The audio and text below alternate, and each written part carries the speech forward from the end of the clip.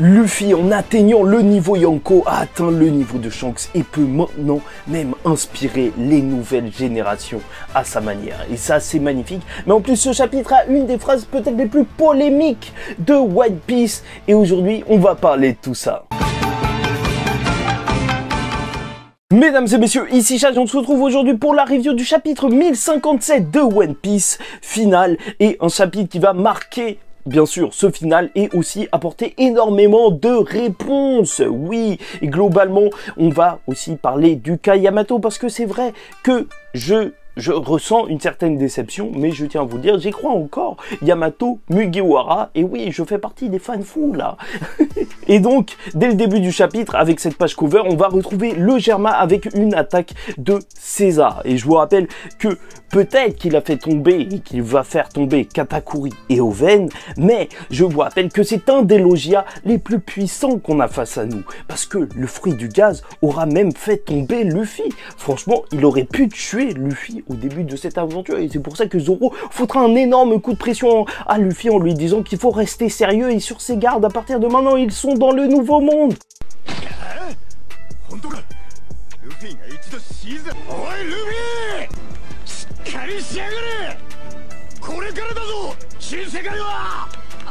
Oui, bien sûr, ce fruit a cette puissance, pouvoir priver quelqu'un d'oxygène, pouvoir créer des gaz toxiques. En vrai, le fruit de César est juste surpuissant. Donc arrêtez de critiquer Katakuri, même s'il tombe après ça. Non, non, en plus c'est un crime puni par la loi. Je vous le rappelle, on ne critique pas Katakuri. L'ouverture véritable de ce chapitre, ça va être justement la légende qui va être racontée en forme de théâtre justement de cette nuit où Wano a été libéré et au-delà même du côté très japonais et tout qu'il y a avec la scène, etc. Alors c'est vrai, il y a un Yonko qui est tombé. C'est donc ce qui va ouvrir et conclure le chapitre, bien entendu, étant donné que voilà, tout Wano était un théâtre, même littéralement une farce si tu te souviens du Gear 5. Et donc, en vrai, on apprendra du côté de Momonosuke, Kinemon et Yamato qui s'en vont vers le port pour retrouver Luffy, que Yamato a eu une conversation avec Luffy qu'on n'a même pas vue et où elle a dit que, en fait, elle ne ferait pas partie des Mugiwara, ou en tout cas, qu'elle ne les rejoindrait pas tout de suite. Et c'est là où je veux en venir, parce que même si je vais vous apporter d'autres éléments par la suite, alors elle veut d'abord voyager à travers tout Wano, ce qui semble assez logique dans un sens et aussi assez étrange dans un sens, surtout après le chapitre de la semaine dernière. Voilà. Donc Momonosuke est vexé justement parce que même Yamato a eu le droit à sa conversation et il n'y a pas eu d'adieu avec Luffy et il est parti un petit peu comme un voleur ou comme un pirate. Oui, je vous rappelle que c'est une histoire de pirate avec Kinemon qui est aussi vexé, mais un tas de flashbacks qui nous rappellent l'énorme aventure qu'ils ont vécue ensemble. Et ça, c'est une aventure quand même qui reste énorme. Et quand on retrouve Luffy au port, il parle avec l'eau, avec un Law qui dit que la prochaine fois qu'ils se croiseront, ils seront ennemis. Bien sûr, abattre l'ennemi, n'oubliez pas cette règle très importante. Et justement, t'as même Chopper qui dit au revoir et Law qui va lui dire de la fermer. Ok, c'est une tsundere et tout, mais il faut se calmer là. On n'attaque pas Chopper. Chopper, c'est le membre de l'équipage auquel il ne faut pas toucher. Il va se prendre un Gear 5 là s'il continue.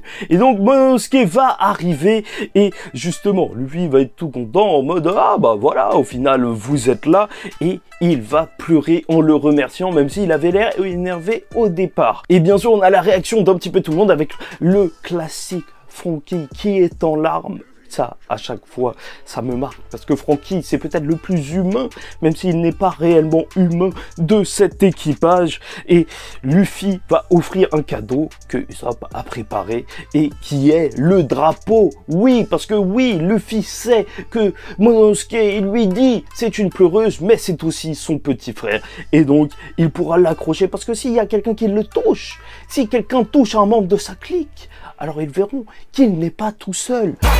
On n'est pas tout seul, on n'est pas tout seul. Bien évidemment, Mononosuke maintenant est protégé par Luffy et ça c'est énorme. Franchement, depuis même l'île des hommes poissons où Luffy avait fait la même chose, moi j'attends que ça. Voir un jour Luffy se ramener parce qu'il a eu un appel en mode ouais tout, il y a des mecs ils nous font mal là, regardez ils sont méchants. Et Luffy qui va arriver et qui va calmer tout le monde, ça c'est une des scènes que j'attends le plus. Lui qui se rend en tant que Yonko, calmer les gens qui menacent ses Nakama. Bien entendu, ça, c'est quelque chose que je veux voir. Je veux pas que ce soit juste des paroles en l'air en mode oui, s'il y a quelqu'un qui t'attaque, blablabla. Non, non, non, je veux le voir.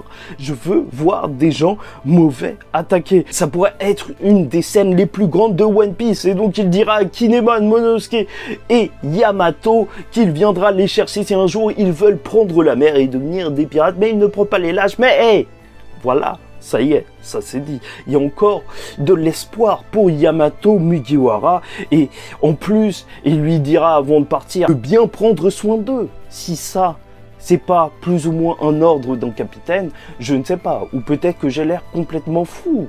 Ça, peut-être que je le sais. Et en plus, tu connais Yamato, tous ses liens avec Ace, la manière dont elle a dit que, justement, elle partirait prendre la mer, justement, avec les Mugiwara. De toute façon, il y a énormément d'autres raisons pour lesquelles il pourrait revenir sur Wano, parce que c'est vrai que cette fin d'arc peut sembler assez rushée, dans le sens où, en vrai, bah, on n'a pas eu l'explication pour Zoro, parce que, ok, il garde Enma, ce qui est assez cool, mais, au final... Bah, c'est vrai, on n'a pas parlé du fait qu'il soit un Shimotsuki, même si maintenant il tient justement cette lame qui a été créée par un de ses ancêtres. Et même Marco, tout le monde l'a oublié. Qu'est-ce que ça se trouve qu'il voulait être emmené, tu vois? Ça se trouve que là il est en train d'attendre et qu'il se dit ouais, il faudrait que je demande à Luffy de me déposer. Ça y est, c'est terminé. Il va prendre un Uber des mers. Et Big Mom et Kaido, au final, on n'a toujours aucune réponse par rapport à eux, parce que les Yonko qui sont tombés dans un trou, excuse-moi, mais ça doit revenir, c'est sûr et certain. Donc, leur voir est noté, ça y est, ils sont contents. Mononosuke est déterminé à devenir un meilleur shogun que son père. Et donc, ils ont choisi comment sortir justement de l'île. Parce que je vous rappelle que c'est une énorme cascade. Même si Nami dira d'aller à un endroit. Alors, vu que Kid dira que c'est un truc de mauviette plus ou moins. Et qu'il passera par le chemin le plus dangereux. Alors, bah voilà, Luffy prendra les commandes et c'est terminé. Jinbei viré. Et franchement, ça fait plaisir. Je sais pas pour vous, mais les voir justement les trois équipages comme ça tomber de la cascade, je trouve ça juste énorme. Ça y est, ça fait penser au bon vieux One Piece, le One Piece de l'aventure. Et c'est donc parti justement pour une nouvelle aventure. Et c'est là où on va avoir peut-être la phrase la plus particulière de One Piece, c'est ça. Il fait peut-être un contresens avec l'œuvre. Parce qu'on va revenir justement sur le théâtre qui explique un petit peu les événements de la nuit où Wano a été libéré, avec la fin de cette légende et surtout Iori qui va dire qu'ils ont gagné contre les Kurozomi. Ok, mais surtout que les Kurozomi sont nés pour brûler. Je sais que c'est une phrase qui peut passer comme ça, mais on est dans One Piece, c'est un petit peu bizarre, tu vois.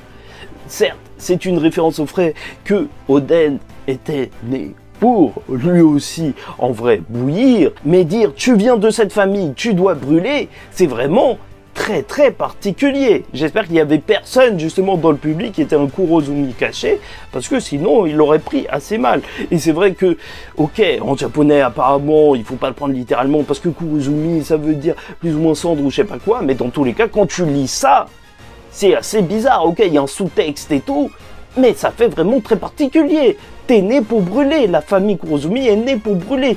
Tout ça, ça a peut-être commencé justement parce que les Kurozumi ont été autant détestés. C'est pour ça que revenir, en fait, continuer ce cercle de la haine, c'est vraiment très particulier. On est quand même dans le manga qui disait, où Franky a dit à Robin, justement, que ce n'était pas un crime d'exister. On est dans le manga même où Ace... on disait que les crimes de son père n'avaient rien à voir avec lui. Et là, on te dit, tu es né dans cette famille, donc tu dois brûler. C'est particulier. C'est bon, passons. Après, on aura cette image qui est franchement juste légendaire et qui fait énormément plaisir. Je sais pas pour vous, meilleure case de ce chapitre pour moi, voir justement les samouraïs et surtout Mononosuke ensemble heureux comme ça à la fin, ça fait quelque chose. On les quitte après plusieurs années, au moins une dizaine d'années à les suivre. Ça va nous faire un petit manque, hein, il faut pas se mentir, ça va nous faire un petit manque. Et bien sûr, ils vont se demander où ils vont accrocher le drapeau et ce sera la fin de cet acte. Et ce qui est magnifique, surtout avec la fin de ce chapitre, c'est quand tu penses justement à ce que Luffy a fait. Parce que Luffy est devenu un Yonko. Et même si le roux est venu pour le marketing, ça nous fait aussi un parallèle pour penser encore plus justement à ce que Luffy vient de faire avec le flashback lors de chapitre avec Mononosuke, où même on te rappelait que c'était un enfant. Bah justement, la première scène avec Luffy, justement, qui recevait son chapeau, ça fait un petit peu ça avec Luffy qui donne son drapeau à, encore une fois, un enfant avec un fruit du démon. Il l'a protégé d'un serpent, d'un dragon, tu vois, un petit peu à la Shanks. Et en plus, cet enfant a été pris en otage, comme Luffy par le passé. Et même le bandit des montagnes, tu peux le remplacer par Orochi. Enfin bref, Luffy est devenu un grand pirate capable d'inspirer les personnes comme lui a été inspiré Luffy. Bon bref, j'espère que vous avez apprécié cette vidéo. En tout cas, pour moi, c'était un plaisir de vous la faire. N'hésitez pas à liker ou disliker la vidéo si ça ne vous a pas plu. Commentez, donnez-moi votre avis en commentaire. Abonnez-vous si vous n'êtes pas abonné. Et en attendant la suite, je vous dis ciao tout le monde, faites très attention à vous. Et surtout, paix sur vous pour ces nouvelles aventures.